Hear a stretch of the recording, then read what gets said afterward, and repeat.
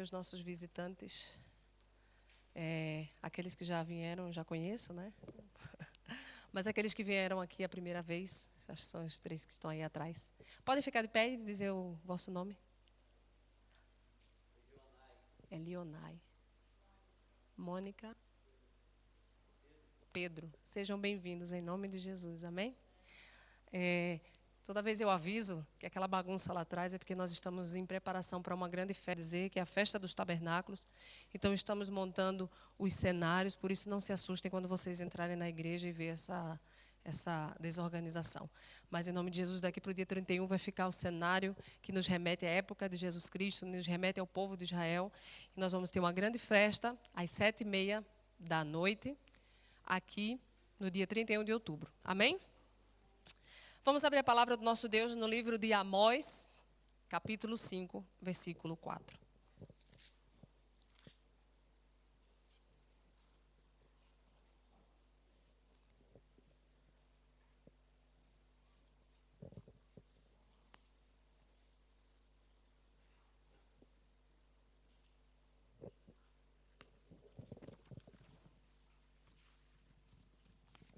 Acharam Amós?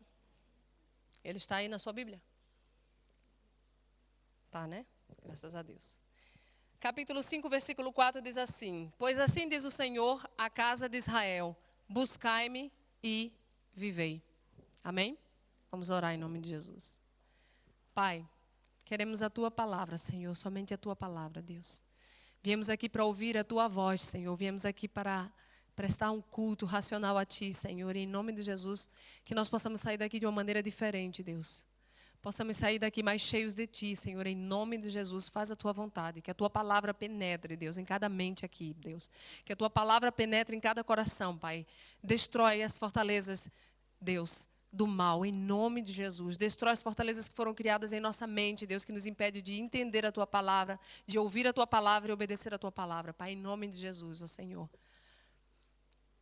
Pai, que a Tua palavra, Senhor Deus, e somente a Tua palavra, Deus, permaneça em nosso coração. Em nome de Jesus. Amém. Então, aqui nós estamos estudando nas terças-feiras o livro do profeta Amós. E Deus falou tremendamente comigo nesse capítulo 5 de Amós, quando Deus fala ao povo de Israel por intermédio do profeta Amós. E fala para um povo que estava corrompido, fala para um povo que estava vivendo uma religiosidade, que achava que buscava a Deus, que achava que adorava a Deus, mas que Deus estava cansado daquela forma religiosa com que as pessoas buscavam a Deus. Uma maneira morta, uma maneira que não conhecia a voz de Deus, que não tinha intimidade com Deus. Uma maneira que não vivia as bênçãos de Deus, uma maneira que não vivia na plenitude da graça de Deus. E por isso, Deus usa Amós para dizer para aquele povo, que aquele povo que estava indo até a casa do Senhor, aquele povo que até dizimava e ofertava na casa do Senhor, aquele povo que até seguiam as leis. Ele diz por meio do profeta Amós: buscai-me e vivei. E se nós olharmos hoje para o povo de Deus, para a igreja do Senhor, se olharmos hoje para cada um de nós, nós vamos encontrar muitas pessoas insatisfeitas. Muitas pessoas extremamente desanimadas. Muitas pessoas cabisbaixas. Igual aquelas pessoas que não têm esperança.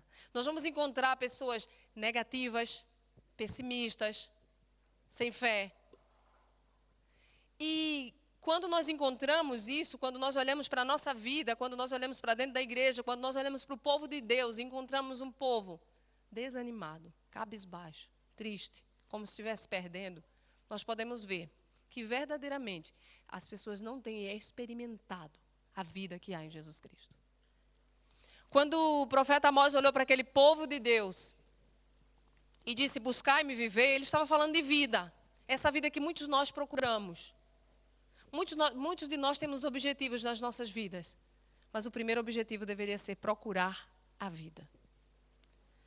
E as coisas são simples. Jesus chegou num povo, quando Jesus veio aqui à terra, ele encontrou um povo religioso. Um povo que estava fazendo todas as leis, um povo que estava cumprindo com todas as leis do Antigo Testamento, um povo que estava nas sinagogas orando em pé, com orações longas. Um povo guardando o sábado, um povo fazendo até coisas complicadas demais, mas Jesus veio simples. Ele encontrou um povo com vestes sacerdotais maravilhosas, elaboradas, e Jesus veio simples, filho de um carpinteiro, sem nenhumas receitas mirabolantes. Simples, vem e segue-me. Não precisava de mais nada, vem e segue-me. Mas ele encontrou um povo que complicava demais. E o Senhor disse por meio do profeta Amós: buscai e vivei. É só isso. É simples. O povo também daquela época estava complicando demais. Quando é simples, buscai e vivei. Vocês querem ter vida, vocês querem ter vida abundante, vocês querem ter paz, alegria, força, fé, esperança? Buscai-me. É simples. Não existem muitas coisas difíceis. Às vezes nós procuramos receitas infalíveis para ter uma vida vitoriosa. Nós compramos livros de autoajuda. Tenha uma vida eficaz, tenha uma vida de vitória, seja mais do que vencedor. Mas é simples. Buscai e vivei. E hoje em dia não é muito diferente daquela época. Nós complicamos, continuamos complicando tudo. Nós queremos ter uma vida de qualidade. Mas nós devemos ter uma vida de qualidade. O problema é que a nossa vida de qualidade hoje em dia é a vida que o mundo diz. É um carro zero na porta, é um emprego bem firmado, é um ordenado maravilhoso, é um casamento perfeito. Alguns não querem nem casar. Cada um tem o seu plano de perfeição. Essa é a perfeição. Essa é a qualidade de vida. Morando na sua própria casa. Mas sabe qual é a qualidade de vida de um homem e de uma mulher de Deus? Quer ter uma vida de qualidade? Busque a Deus. É uma qualidade de busca. É uma qualidade de oração. É uma qualidade de comunhão, é uma qualidade de leitura da palavra. Aquele povo de Deus estava fazendo tudo religiosamente. Eu vou à igreja, eu vou ao templo, eu vou ao tabernáculo, porque está na hora, porque hoje é o dia, porque eu não fui essa semana, porque eu tenho que ir. Eu vou orar a Deus porque eu tenho que agradecer pelo dia de hoje. Eu vou orar a Deus porque eu tenho que agradecer a comida. Eu vou dar o meu dízimo, eu vou dar a minha oferta, eu vou à igreja, eu vou... Mas não tinham qualidade de vida, vida abundante, vida em Deus. Aquela vida que me faz querer estar perto de Deus, aquela vida que me faz querer orar, aquela vida que me faz querer conhecer mais, não superficial, não apenas que Jesus veio, o Deus se fez carne e habitou no meio de nós. Eu quero saber mais, eu quero ter uma qualidade de relacionamento com Deus. Essa é a qualidade de vida de um cristão. Independente de como vão minhas finanças, independente de como está meu casamento, independente de como está no meu trabalho, eu quero ter uma vida de qualidade com Deus. Eu quero que a minha vida espiritual esteja 100%, esteja elevada. Essa é a qualidade de vida de um crente. A igreja, as coisas que nós fazemos para Deus, obra, o nosso louvor, o vir à igreja, o estar em comunhão com os nossos irmãos, o dizimar, o ofertar, o fazer, realizar o seu chamado na casa de Deus, é apenas um complemento. Não é o principal, não é tudo, é apenas um complemento. Antes em casa, antes na sua casa, na sua família, na sua vida, no seu dia a dia, você tem que ser cristão, você tem que ser filho de Deus. Deus tem que entrar em todas as áreas da sua vida. Você não pode viver uma religiosidade. Eu vou ir à igreja tal dia. Você tem que viver Jesus Cristo. Buscai-me e vivei. Por isso muitas pessoas estão mortas dentro da igreja. Muitas pessoas estão mortas fora da igreja. Porque estão buscando receitas para uma vida melhor. E a vida melhor é buscar Jesus Cristo. Para que tenhamos vida. Aí sabe o que acontece? Temos o nosso trabalho que sonhamos. Temos a casa que demoramos a comprar, temos aquele carro que pagamos prestações suadas, mas no fim, não temos vida. Temos carro, temos casa, temos um emprego, não temos vida. E aí descobrimos que não é isso que nos faz feliz. Descobrimos que se não tivermos Jesus Cristo dentro de nós, dentro da nossa casa, dentro da nossa família, dentro da nossa vida, nada disso vale a pena. Amém? Nada disso vale a pena. E aí eu pergunto para cada um de vocês que estão aqui hoje, como tem sido a qualidade da tua vida? Será que dá para nós vivermos sem comer? Alguém aqui consegue viver sem comer? Acho que não, né? Aqui em Portugal é que não mesmo, né? A gente aqui come muito bem.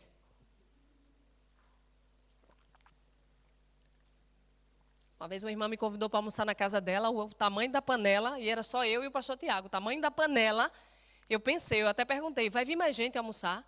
Não, é só para nós. Meu Deus, levei tapaué para a semana inteira.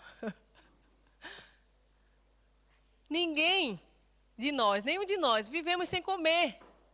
E sabe o que Jesus diz? Ele diz, nem só de pão viverá o homem, mas de quê? De toda a palavra que sai da boca de Deus. Se você está se alimentando bem, fisicamente, se não falta nada, você está comendo direitinho, eu quero que você olhe para o teu lado espiritual. Será que você tem cuidado? Será que você tem se dedicado para o teu lado espiritual? Ou você acha que o seu corpo é apenas carne? Ou você acha que não existe o lado espiritual? Ou você acha que a sua vida tem só uma parte? A parte espiritual não importa, a parte espiritual não interessa. Eu quero te dizer que, quer você acredite ou não, a parte espiritual é tudo. Nem só de pão viverá o homem, mas de toda palavra que procede da boca de Deus. Então, eu não posso me preocupar apenas com o que eu vou comer. Eu tenho que me preocupar com o lado espiritual. Eu tenho que me preocupar com a minha vida em Cristo Jesus. Eu tenho que me preocupar com essa qualidade de vida para que toda a minha vida esteja em equilíbrio. É impossível, igreja, vivermos uma vida abundante, vivermos uma vida de qualidade, se nós estivermos separados, divorciados da palavra de Deus. Se eu rejeito a palavra de Deus, eu não tenho vida abundante. Eu tenho ilusão abundante. Passageira. Passageira. Igual a formosura.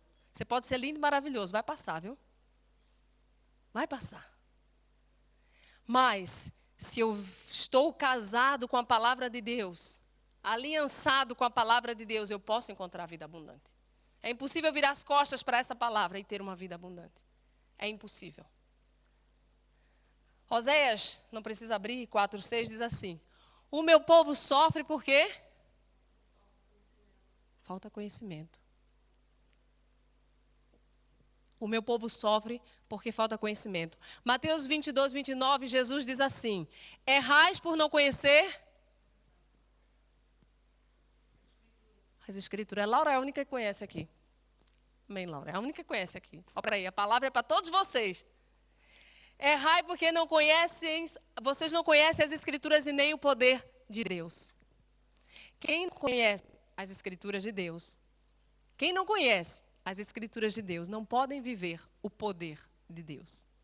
Amém?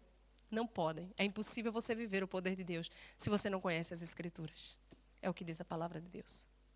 Então, meus amados, nós precisamos ter um compromisso com o Evangelho.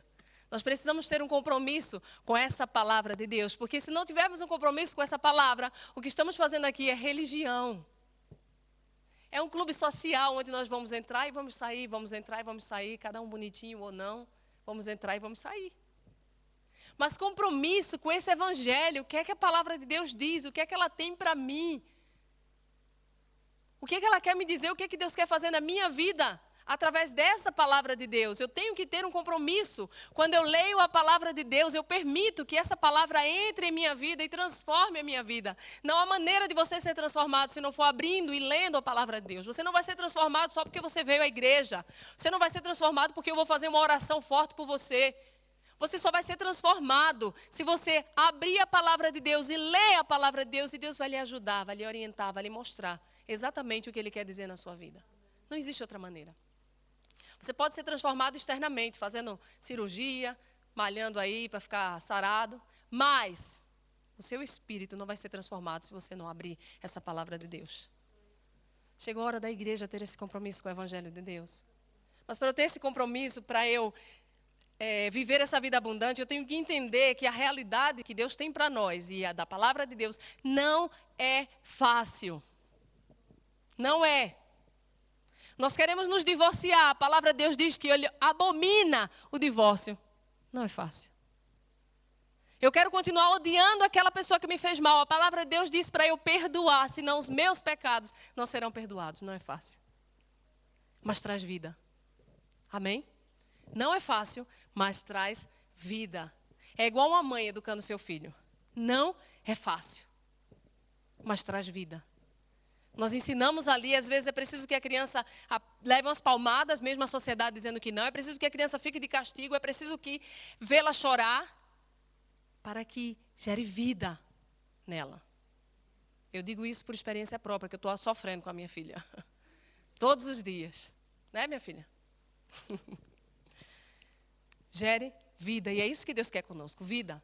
Às vezes não é fácil. A palavra de Deus diz algo contrário daquilo que a gente quer. Mas nós precisamos seguir, porque são vida para cada um de nós. O mandamento de Deus é vida para cada um de nós. Mas para isso eu preciso desconstruir muitas coisas que existem dentro de mim, para que eu permita que Jesus construa aquilo que Ele quer. Faça de mim um vaso novo, mas eu preciso permitir. Muitas pessoas chegam na presença de Deus, mas não permitem que Deus toque, não permitem que Deus arranque, não permitem que Deus faça uma transformação. Igreja, Jesus precisa entrar e destruir aquilo que você já tem como certo, e destruir aquilo que você quer, porque eu sou assim, porque eu não mudo. Aquilo que está te fazendo mal, Jesus quer arrancar, mas você precisa permitir. Isso é evangelho. Isso é vida abundante. Você não pode chegar para Jesus e dizer, eu vou ler a tua palavra só para conhecer o que é que tua palavra diz. Você tem que ler a palavra de Deus querendo conhecer o que Jesus quer para você. O que Jesus quer fazer na tua vida e deixando Ele fazer. Porque Jesus faz o que é melhor. Amém? O que é melhor é o que Jesus faz. Aí nós olhamos para dentro do meio cristão, tantas vidas sendo arruinadas, tantas vidas se perdendo, tantas igrejas que não fazem o seu papel de luz, que não fazem o seu papel de sal da terra, tantas igrejas que não estão preocupadas em pregar a verdade, não estão preocupadas em ser igreja, estão apenas querendo que as pessoas entrem e saiam. Quanto mais pessoas entrarem e saírem, melhor. Não estão preocupadas com vidas. Mas o nosso Deus está preocupado com a vida de cada um de nós. E Ele não quer que você entre e saia da mesma maneira. Ele quer que você tenha vida e vida abundante. Porque Jesus Cristo não é um clube social. Jesus Cristo é uma verdade. Jesus Cristo é aquele que quer mesmo fazer com que cada um de nós, do nosso interior, fluam rios de águas vivas, é o que diz a palavra dele.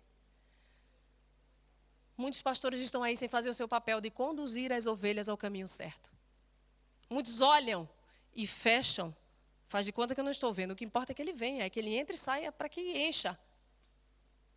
Meu amado, o que importa é que nós possamos chegar na presença de Deus e a luz que há em Jesus Cristo dissipe as trevas que há em nós. A luz mostra a verdade, a luz mostra o pecado, a luz não oculta o erro. Esse é o Jesus Cristo, esse é o evangelho verdadeiro, esse é o evangelho que dá vida. Aí as pessoas olham para essa palavra de Deus como um livro de regras. Eu posso isso, eu não posso aquilo. Eu posso usar calça, eu não posso usar saia. Eu posso sei lá o quê, eu não posso sei lá o quê. Eu posso beber, eu não posso beber. Eu posso comer sangue, eu não posso comer sangue.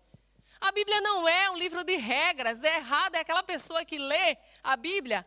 Eu posso, eu não posso. Eu posso, eu não posso. Será que eu posso, será que eu não posso? A Bíblia não é um livro de regras. Isso é religiosidade. A Bíblia é um livro de princípios verdadeiros, divinos, que são vida para cada um de nós. Então eu não posso pegar a Bíblia e ler e descobrir o que é certo e o que é errado, senão eu vou viver essa religiosidade morta. Eu tenho que ler a Bíblia e olhar, meu Deus, que plano maravilhoso Deus tem para mim, se eu perseverar, se eu conseguir, se eu me afastar disso, se eu fizer isso. Que plano maravilhoso Deus tem para mim. Quantas pessoas estavam fazendo as regras todo direitinho, mas não viviam o amor, a justiça, a piedade. Olhe para a Bíblia como algo que quer te ensinar, não algo que quer te condenar. Algo que quer te mostrar um caminho mais excelente, não algo que quer te julgar. Olhe para a Bíblia como algo que quer te trazer vida, não como algo que quer te trazer morte. Porque não foi para isso que Jesus veio. Ele já morreu por nós. Amém? Olhe para a palavra de Deus de uma maneira correta. Hoje o mundo está cheio de conselhos. Para todas as áreas das nossas vidas tem um conselho. A maioria dos conselhos que a sociedade nos dá é contrário à palavra de Deus. A psicóloga, o pedagogo, sei lá quem mais, o médico, a educadora de infância, sei lá. Tantos conselhos que nós vimos na mídia e a maioria deles contrários à palavra de Deus. Sabe o que é que a palavra de Deus diz no Salmo 1? Alguém sabe o que a palavra de Deus diz no Salmo 1?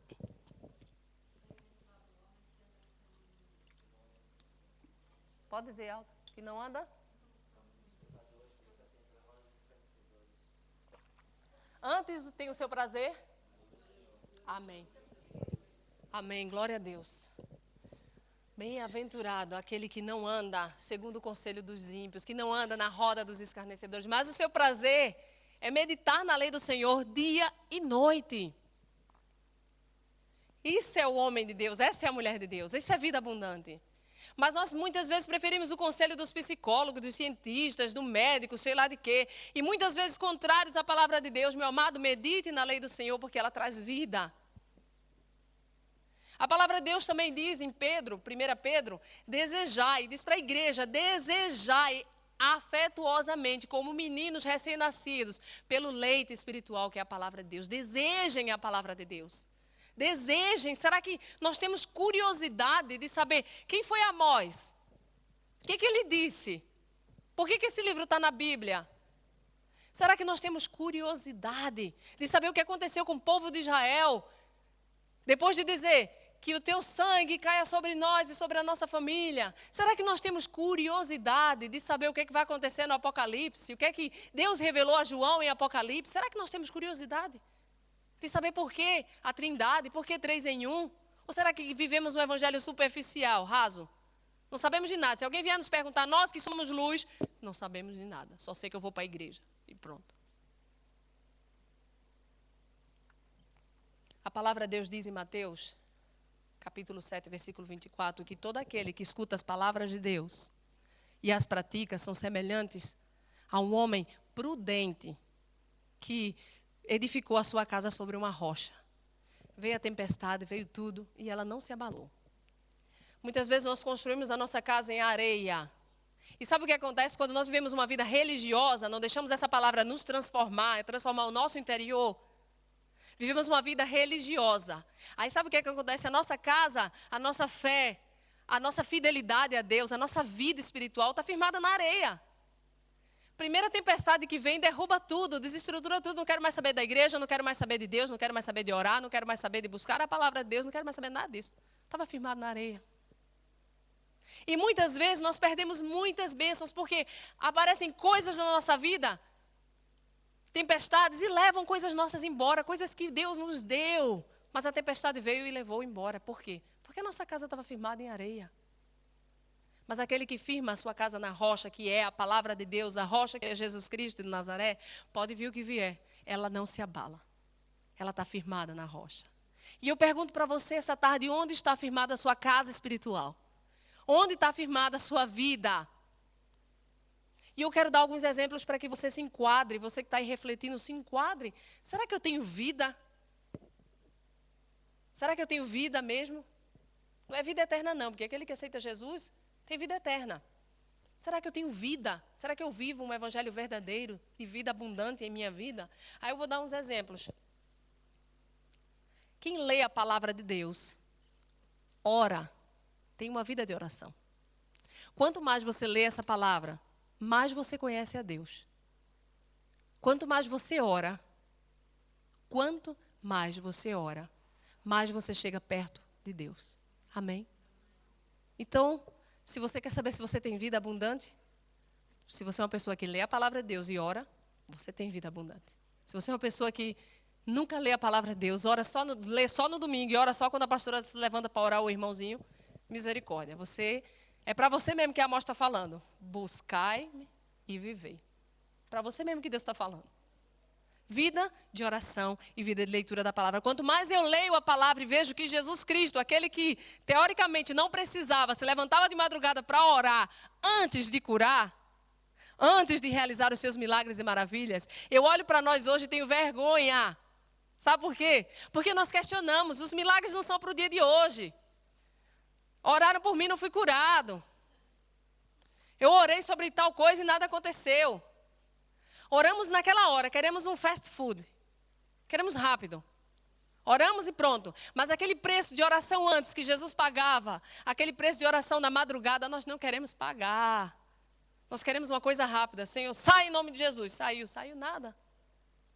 Porque não temos essa vida profunda em Cristo Jesus, porque é muito difícil. Afinal, podemos perder de ver as atualizações do Facebook, né? Se a gente se dedicar muito a Jesus Cristo. Afinal, podemos perder 1 hora de trabalho, e 1 hora de trabalho é quanto? Afinal, podemos perder 1 hora de sono e eu cheguei tarde do trabalho, eu quero dormir, eu sou filho de Deus.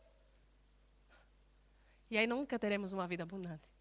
Vamos orar, vamos orar, vamos orar, na nossa maneira rápida de orar, e nada vai acontecer. E aí nós vamos dizer, claro, porque sempre a culpa é de Deus. Fogo, Deus de hoje não parece Deus de antigamente. Antigamente o pessoal orava, caía, fazia, acontecia. O que está acontecendo hoje em dia? Ah, bem que ele disse que os tempos de hoje seriam difíceis. Ele disse que os crentes de hoje seriam difíceis. Os crentes que ficam durante a palavra loucos, olhando o relógio para ir embora. Está na hora.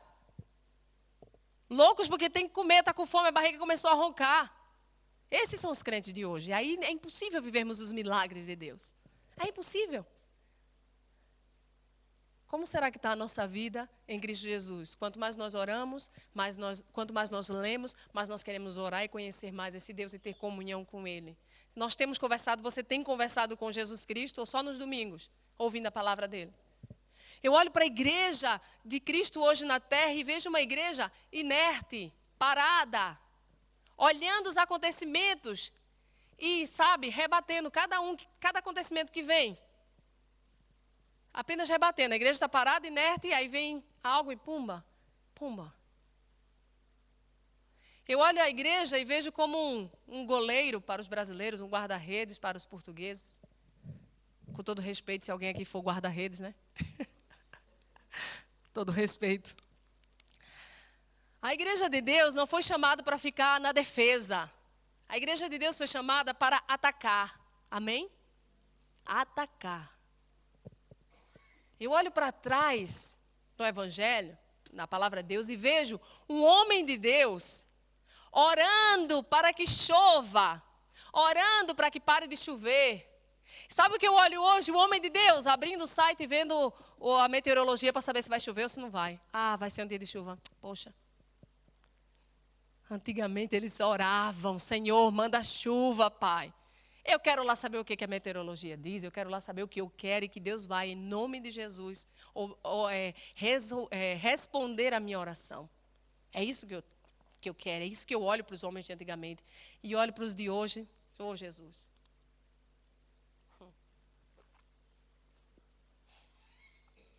Pessoas crentes acomodados, perdendo a essência da oração, a essência da fé, a essência do poder de Deus. Sabe o que o apóstolo Paulo disse? Irmãos, quanto a mim, não julgo que já tenha alcançado, mas uma coisa eu faço. Alguém sabe? Esquecendo-me das coisas que passaram, corro para o alvo. Ele não ficou olhando as coisas passar parado, estou olhando as coisas passar. Esqueço das que ficaram para trás e corro. A igreja tem que correr, a igreja tem que avançar. Você tem que correr, você tem que avançar. Você não nasceu para ficar parado. Você não nasceu para ficar ali só se defendendo, mas para ir adiante, atacar, avançar. Amém? Aí eu vou falar de jogo de futebol. Eu não entendo muito, claro. Mas eu olho para o jogo de futebol e olho para as nossas vidas, como está hoje. Eu era muito fã da seleção brasileira, eu não perdi um jogo da seleção, quando a seleção era uma grande seleção. Aí eu lembro muito bem no jogo de Brasil contra a Holanda. Holanda, aqueles homens altos, gigantescos. E o técnico faz uma tática lá de jogo maravilhosa para eles, para mim foi terrível. Por quê? Porque o Brasil estava todo na defesa. Não tinha ninguém atacando, não tinha gol, não tinha aqueles lances bonitos, não tinha nada. Estava a defesa fortíssima. Toda vez que eles tentavam, o Brasil se defendia. Foi maravilhoso. Aí o que acontecia? O que acontecia? Não houve golos. Olha ali, a jogadora de futebol respondendo. Não houve golos. A mesma coisa, eu olho para a igreja de Deus. Sabe o que está acontecendo com a sua vida, você que está aqui hoje? Sabe o que está acontecendo? Você está na defesa. Porque você sabe que o inimigo é furioso, você sabe que existe um inimigo. Você vê ele atuando, tentando roubar a tua paz, tentando atrapalhar a tua vida, os planos que Deus tem para você. O inimigo está aí, você vê, você sabe. Mais que você tente muitas vezes fingir que não é verdade, mas você sabe que ele está trabalhando para roubar a tua paz, para te tirar do foco, para te tirar do alvo, que é Cristo, para te tirar do centro da vontade de Deus. Ele está aí trabalhando. Aí o que é que você decide fazer? Eu vou ficar aqui só na defesa. Vou ficar aqui na defesa. Essa é a nossa tática, na maioria das vezes, contra Satanás. E ficamos necessário. O adversário vem tentar roubar a tua paz, que é o capeta dos infernos. Aí você diz, eu vou me defender, eu vou ficar alegre. Está lá roubando tua mente, está terminando. Não, eu vou me defender, vou ficar alegre, a alegria do Senhor. Aí lá vem o inimigo tentando dar um chute no seu estômago. Aí você vai se defender, vai tomar um chazinho de camomila, porque está doendo. Aí lá vem ele de novo, ele dá uma rasteira e derruba você. Aí você cai. Mas eu também me levanto, porque eu sou filho de Deus. Está na defesa. Lá vem ele tentando roubar uma falta sua. Ele faz de tudo para que você faça um erro. Aí o que acontece? Ele consegue. Você vai lá, comete uma falta. Lá vem ele, o inimigo, induzindo toda a arquibancada a vaiar da sua vida. Vaiar das suas decisões, vaiar dos seus sonhos. E você é aquele jogador que diz assim, não, eu vou me defender. Como é que eu vou me defender? Eu vou botar um auricular e vou ficar cantando aqui. Quão grande é o meu Deus, a arquibancada está toda vaiando. Mas você está aqui. Cantarei quão grande, estou me defendendo. E assim somos nós, um jogo monótono, sem vitórias, sem milagres, sem bênçãos, sem poder. Eu cansei dessa vida de defesa. Eu não sei você. Eu cansei. Sabe por quê? Porque não foi para isso que Jesus Cristo morreu na cruz. Ele não chamou você para ser defesa. Ele chamou você para ser atacante. Ele chamou você para o ataque. Sabe por quê? Porque ele disse, ide. Ide. Ele não disse ficai. Expulsai. Curai, apregoai, pisai. Amém? Ataque. Ataque. E a igreja está parada. Ai, eles são muito grandes, eles são gigantes, a nossa tática vai ficar aqui, vamos ficar aqui. Avança, igreja. Avança, igreja, foi para isso que você foi levantada. Aí eu queria que você abrisse em Efésios capítulo 1, do versículo 10 ao 22.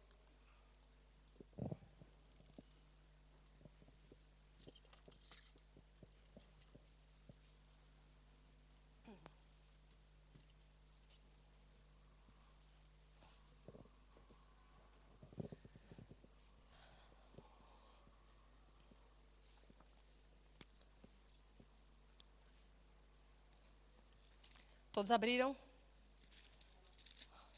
Efésios 1, do 10 ao 22.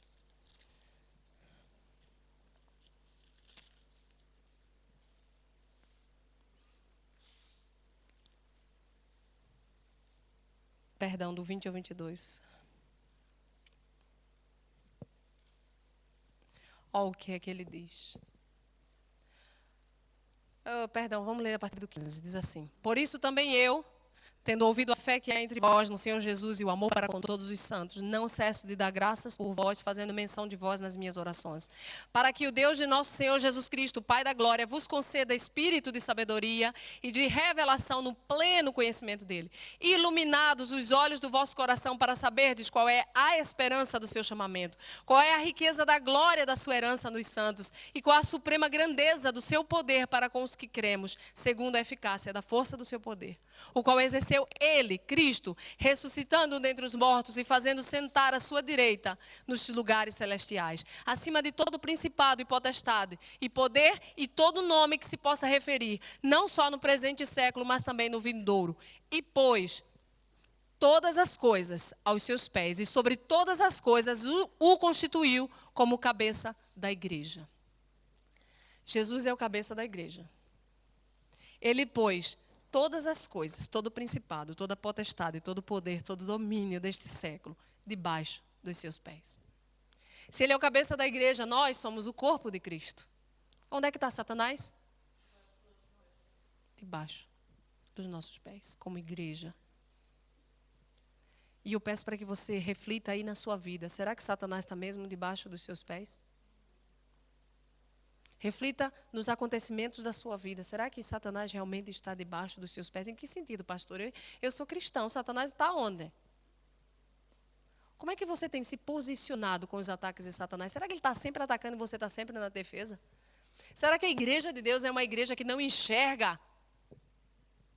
Que não enxerga antes do inimigo vir? Será que nós temos que ficar sempre levando bordoada de Satanás? Será que nós vamos sempre cair nas ciladas do inimigo? Será que é para isso que nós fomos chamados? Parecemos crentes João Bobo, eu não sei se vocês sabem, o bonequinho João Bobo lá no Brasil tem que agitar um murro, ele cai e volta. Será que é assim que nós vamos ser? Será que foi para isso que nós somos chamados? A palavra de Deus diz que nós somos a igreja de Jesus Cristo. Ele é o cabeça, sujeitou todas as coisas debaixo dos seus pés. Deus não nos chamou, igreja, para ficar esperando para ver qual vai ser o próximo ataque do inimigo. Pelo contrário, Deus chamou a sua igreja para impedir o avanço de Satanás nesta terra. Impedir o avanço de Satanás na sua vida. Impedir o avanço de Satanás nos seus planos. Impedir o avanço de Satanás na igreja que Deus te colocou. Foi para isso que você foi chamado. E aí nós temos que colocar isso na nossa mente. Caramba, esse poder que há em mim veio de Deus, é o poder de Deus. E muitas vezes eu erro porque eu não conheço as Escrituras e nem o poder de Deus que está em mim. Quando eu aceitei Jesus Cristo como Senhor e Salvador da minha vida. E a palavra de Deus me garante que o Espírito Santo de Deus habita dentro de mim. Então eu tenho poder para impedir o avanço de Satanás. Então, está errado.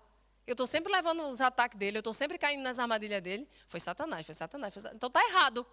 Então ele não está debaixo dos seus pés. Muitas vezes Satanás você é que está debaixo dos pés dele. E você tem que se posicionar, igreja. É o que Deus manda te dizer hoje. Você tem que posicionar. Chega. Basta. Chega de chorar por causa do inimigo. Ele é que tem que chorar. Quando nós nos acordamos, Satanás tem que chorar. Acordou um homem e uma mulher de Deus. Quando nós nos ajoelhamos, Satanás tem que chorar, porque sabe que dali vai vir poder de Deus. Sabe que quando nós oramos, a palavra de Deus diz que tem muito efeito, que tem muito poder. Então, quando eu oro, eu posso não ver. Eu posso não ver daqui a poucos dias, mas alguma coisa está acontecendo no reino espiritual. Uma batalha está sendo travada no reino espiritual. Quando Daniel orou, uma batalha estava sendo travada. Se você não lê as Escrituras, leia. Quando Daniel orou, uma batalha estava sendo travada entre os anjos. Mas o anjo Miguel foi enviado e venceu a batalha, porque a batalha era forte, era poderosa. Nas regiões celestes nós não vemos, Daniel não viu, estava ali orando, fazendo o papel dele. Você pode não ver, mas quando você ora, alguma coisa está acontecendo. Mas quando você não ora, Satanás está prevalecendo e você fica cantando, eu sou mais do que vencedor. Não é. Sabe por que não é? Porque não se posicionou como. Igreja, acorda. Acorda, o poder está em nós, o poder que vem de Deus está em nós. E sabe o que é tremendo? 2 Coríntios capítulo 10, versículo 4, diz algo tremendo para você, diz algo tremendo para mim, para me chamando e chamando você para se posicionar como igreja que ataca, que avança, que domina e destruir Satanás. Diz assim, 2 Coríntios 10, 4, porque as armas da nossa milícia não são carnais, mas sim poderosas em Deus. Para quê? Para destruir as fortalezas de Satanás. Amém? Então, se Satanás cria alguma coisa, se Satanás inventa alguma coisinha para me destruir, as armas que eu tenho não são carnais. São poderosas em Deus para destruir as ciladas de Satanás. As fortalezas. Que fortalezas, pastor? Eu não estou entendendo nada disso. Aí o inimigo cria uma fortaleza na mente de alguém. Na mente. Aí sabe o que a igreja de hoje está fazendo? É muito difícil ganhar aquela pessoa para Jesus. É muito difícil convencer meu marido. É muito difícil levar. É muito difícil que aquela pessoa está com a mente cauterizada, fechada, o coração duro. Mas sabe o que é verdade? É que você não orou, porque o poder de Deus é grande, é suficiente para destruir as fortalezas de Satanás. Amém?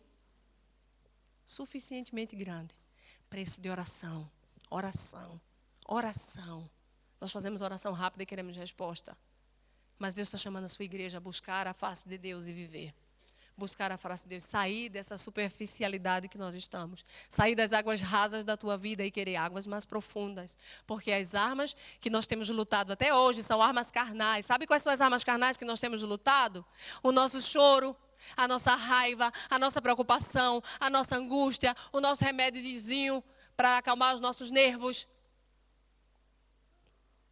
O conselho de uma amiga, o conselho dos pastores. Essas são as nossas armas. O abraço de alguém. O nosso travesseiro para chorar. Essas são as nossas armas. Essas armas não fazem nada. Não destroem nada, a não ser nós mesmos. Porque nos impede de enxergar algo mais profundo. E Deus quer que você use as armas que você tem, que Deus já deu. As armas espirituais. Quando Satanás pensa em se levantar, você já está ali orando. Você nem sabe por quê, mas você já está ali orando, impedindo aquele plano de Satanás. Você não precisa enxergar qual é o plano. Você não precisa ver, mas obrigatoriamente você tem que estar na posição, adorando a Deus, adorando a Deus, adorando a Deus. Agora, se nós conhecermos a Cristo, através da leitura da sua palavra, tivermos comunhão com Cristo, através da oração. Conheço a Jesus, porque eu estou lendo a palavra e sei como Ele é, o que Ele gosta. Tenho comunhão com Ele, porque oro, converso com Ele. Aí sabe o que é que acontece? O inimigo, o adversário, perde o seu terreno, perde o seu lugar. E você pode pensar, mas pastora, onde é que Satanás está atuando na minha vida? Eu tenho certeza que ele está atuando, porque senão a palavra de Deus não sairia para você essa palavra. A palavra de Deus não volta vazia. Às vezes nós estamos lutando com coisas desse século e achando que é desse século. Mas quando nos posicionamos, enxergamos que as coisas são espirituais. Às vezes uma doença é espiritual. Às vezes o emprego que você tanto está procurando e não encontra é espiritual. Às vezes aquela assinatura que você espera de alguma coisa, espera e não está acontecendo, é espiritual. Mas sabe o que é que acontece? O inimigo vai lá e prende. Mas ele não tem legalidade para isso. Mas ele age na ilegalidade, porque ele é um ladrão, mentiroso. Mas, se você ficar lá parado na sua ó céus, ó vida, ele continua lá, porque ele tem a sua artimanha. Mas quando você se posiciona e diz, capeta dos infernos, aqui você não toca. Eu quero o que é meu, eu quero o que Deus me deu, eu quero minhas bênçãos, eu quero a realização dos meus sonhos, eu quero. Quando você se posiciona, ele tem que soltar, porque ele não tem legalidade. Vocês entendem isso? É igual um ladrão. O ladrão não tem legalidade nenhuma para entrar na tua casa. Muitas vezes você diz, você não tem legalidade, Satanás, você não tem legalidade.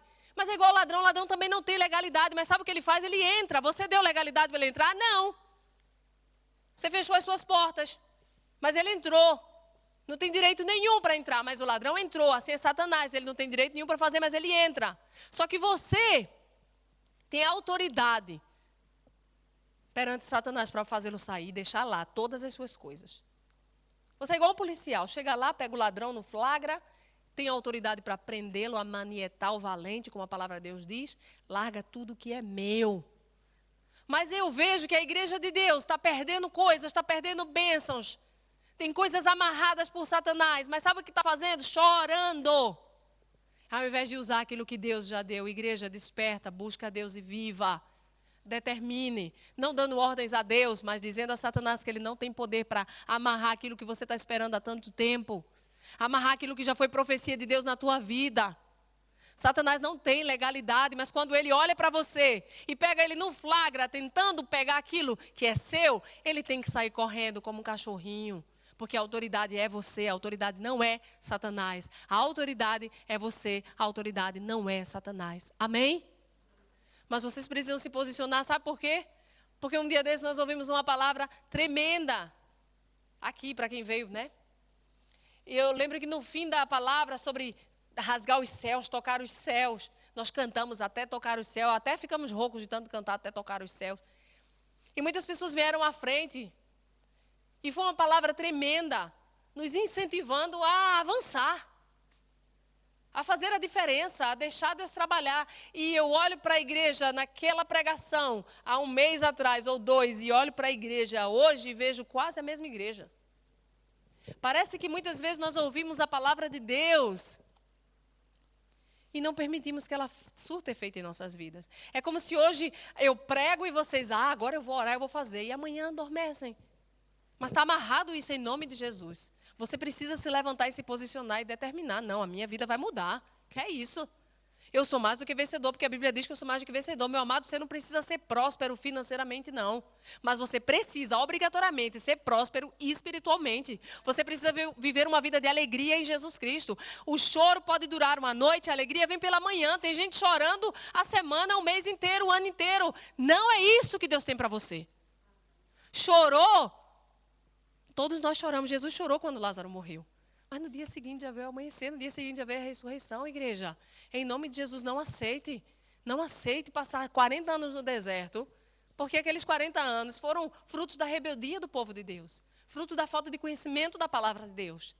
Em nome de Jesus, saia. Corra para a terra prometida, já está lá. Se nós pudéssemos enxergar quantas bênçãos estão para nós, e nós ainda não estamos tomando posse dela, porque não nos posicionamos como quem acredita que ela é nossa. Como quem acredita que somos embaixadores de Cristo. E nós precisamos, em nome de Jesus. Nós não precisamos que daqui a um mês Deus venha falar a mesma coisa para nós, como Ele fazia com o povo de Israel.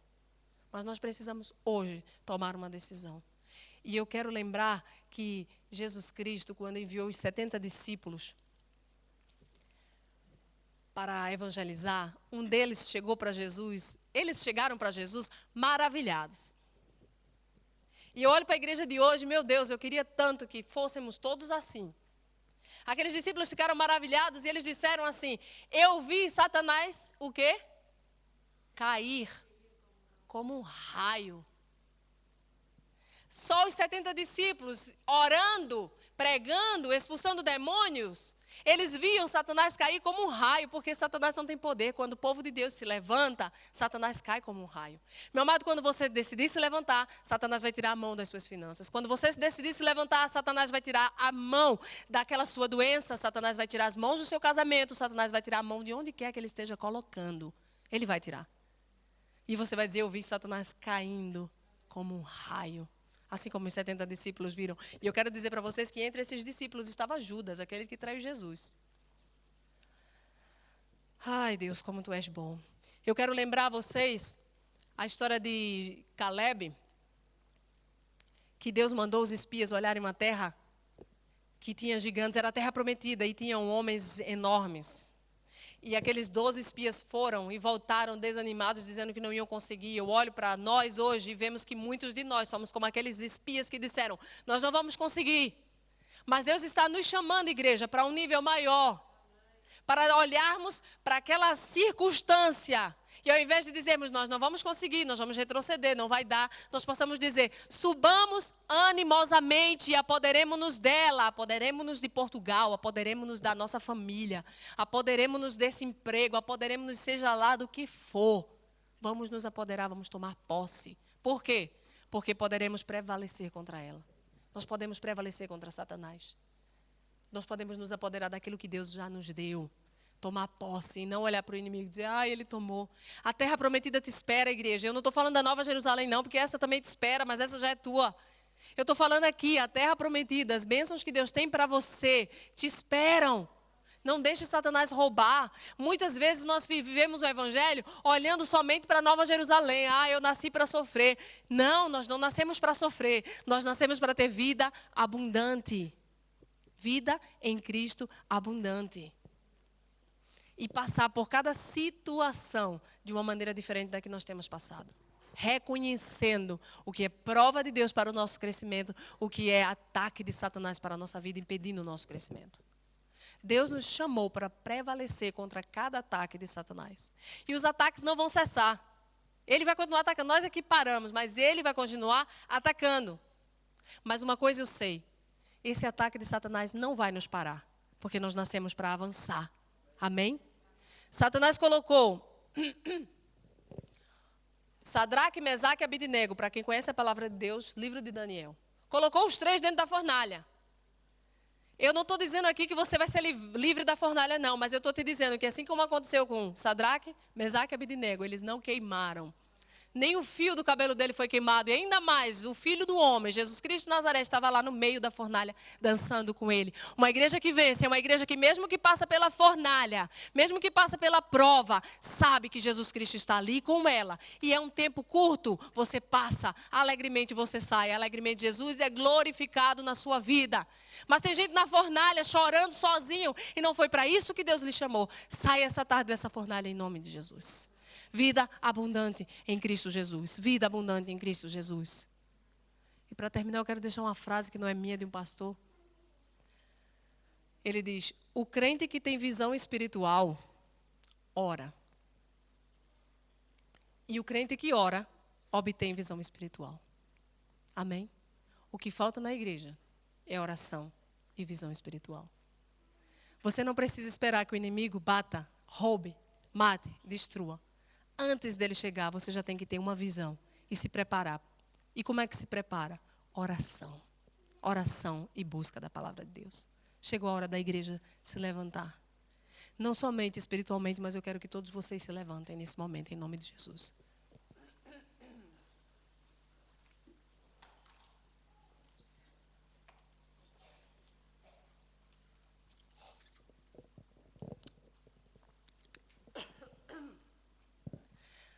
Tem pessoas aqui nesse lugar que sabem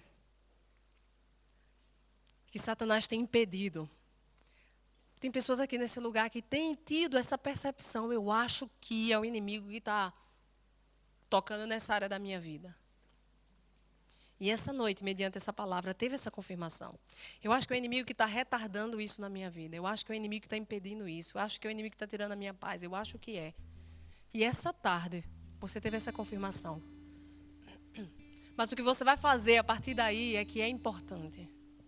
O que você vai fazer com essa palavra é importante. Você vai se posicionar como um cristão, você vai dizer, chega, inimigo. É para você ficar debaixo dos meus pés e não eu debaixo dos seus pés. Chega. Eu queria pedir que a Ana Júlia descesse, que eu queria orar por ela.